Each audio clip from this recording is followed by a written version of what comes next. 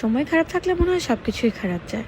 অসুখ বিসুখ যেন পিছুই ছাড়ছে না। কী থেকে কী হয়ে গেল আজকে সবই বলবো আজকের ব্লগটায়। তাই সম্পূর্ণ ব্লগটা দেখবেন। আসসালামু আলাইকুম everyone, welcome back to my another blog. Mainly আমার বেবি হয়েছে বা সিজার হয়েছে অলমোস্ট 1 ইয়ার হয়ে গেছে, আপনারা জানেন। বাট হুট করেই আমার সেলাইয়ের জায়গাটা অনেক ফুলে গিয়েছে। জানি না কেন, এটার জন্য অনেক পেন ছিল। প্রায় 1 মাসের মতো পেন সহ্য করতে না পেরে হসপিটালে চলে গিয়েছিলাম। বাট অ্যাজ অলওয়েজ, যদি সিরিয়াল ছাড়া এভার কেয়ারে ডাক্তার দেখাতে হয়, তাহলে আপনারা সবাই জানেন যারা এভার কেয়ারে ডাক্তার দেখান কতটা ওয়েট করতে হয়। এত লং টাইম ওয়েট করতে করতে আমাদের ক্ষুধা লেগে গিয়েছিল। তাই এভার কেয়ারের উপরে রুফটপে ফুড ভিলেজ নামে একটা ফুড কোর্ট আছে, মানে ফুড রেস্টুরেন্ট আছে, ওখানে চলে গিয়েছিলাম লাঞ্চ করতে। যেহেতু অলমোস্ট 4 PM ছিল তখন। আমি PM অ্যান্ড AM একটু কনফিউজড। আপনারা কার কারা আমরা তো কনফিউজড, অবশ্যই কমেন্টে জানাবেন। তো আমরা নিয়েছিলাম পোলাও রোস্ট। এখন বলতেছেন অসুস্থতা নিয়ে পোলাও রোস্ট খাচ্ছেন, এখন কি করব বলেন? খাওয়া দাওয়া তো করতেই হবে, তাই না? খাওয়া দাওয়া তো করা একটা ম্যান্ডেটরি কাজ। তো ওদের খাবারটা খেলাম। ওদের খাবারটা যেমন হাইজিন মেনটেন করে করা, বাট একটু ওভার প্রাইস লাগে। তো শেষে একটা ব্রাউনি নিয়ে নিলাম, কারণ খাবারের পর ডেজার্ট না খেলে হয়ই না। আর আমার হাজব্যান্ড বলে অলওয়েজ আমি বিল দিতে থাকি, তুমি ওই টাইমে আমার ভিডিও কেন করো? তারপরে আমরা আমাদের চেক আপের জন্য চলে গেলাম আর ডাক্তারকে দেখালাম। তো ডাক্তার বলল যে এটা তেমন খুব বড় কিছু না, বাট এটাকে একটু মানে মেনটেন করে রাখতে হবে। যেহেতু 1 বছর হয়ে গেছে, বাট তারপরেও সিজারিয়ান পেশেন্ট যারা আছেন তাদের তো অনেকটাই মেনটেন করতে হয়। যেমন চাপ দিয়ে বসা যায় না, ভারী জিনিস তোলা যায় না। আমি এগুলো কিছুই করি না খুব বেশি, বাট আমি অনেক পেটে চাপ দিয়ে বসে থাকি।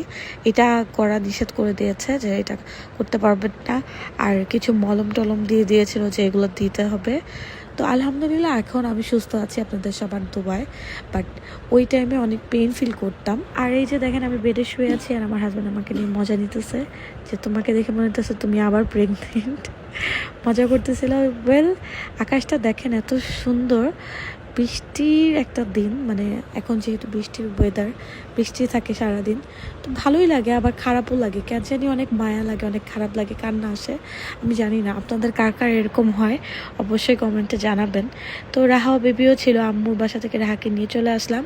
যেহেতু আমার কয়েকদিন পরেই ফাইনাল, তো ইউনিভার্সিটিতে এখন পোস্টার কম্পিটিশন, প্রেজেন্টেশন, অ্যাসাইনমেন্ট, অনেক ঝামেলায় আছি। তো ওই দিন ছিল পোস্টার কম্পিটিশন।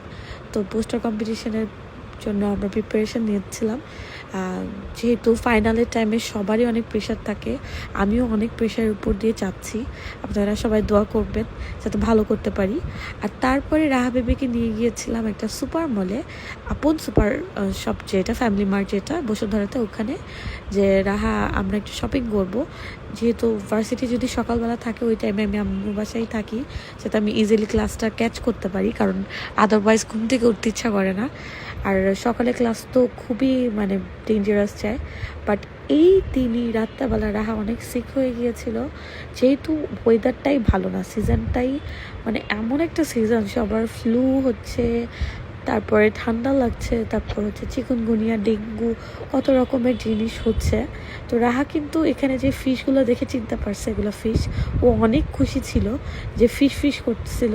ও ফিশগুলো দেখে মাশাল্লাহ অনেক হ্যাপি ছিল। আপনারা সবাই আমার বাবুর জন্য দোয়া করবেন।